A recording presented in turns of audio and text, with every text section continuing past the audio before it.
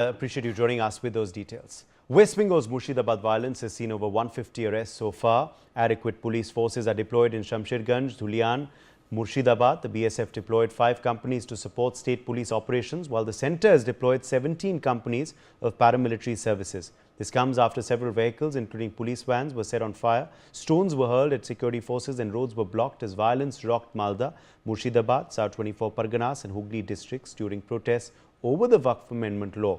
Scenes of destruction were visible in several parts of Bengal's violence-hit Murshidabad district as paramilitary forces patrolled the deserted streets.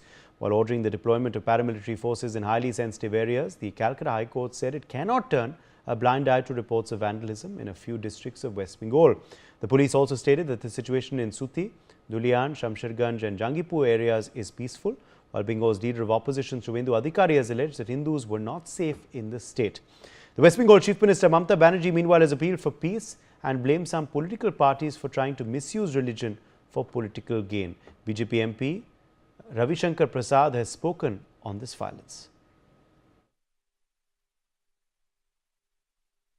बाबा भीमराव अंबेडकर जी का जन्म दिवस है। हम सभी उस कार्यक्रम में आए थे।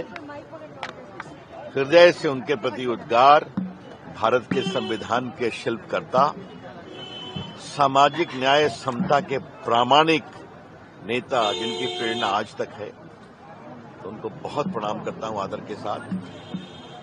मेहुल चौकसी गिरफ्तारी होनी ही थी, कब तक बचते? ये नरेंद्र मोदी जी की सरकार है, किसी को छोड़ती नहीं है। बंगाल में क्या हो रहा है? मुर्शिदाबाद में वायलेंस कंटिन्यू है, हजारीबाग में भी किया जा रहा है। मैं इसकी बहुत भर्त्सना करता हूं। विरोध करने का अधिकार है, लेकिन हिंदुओं के घर घुस करके मारा जा रहा है और ममता जी की पुलिस शांत रहती है।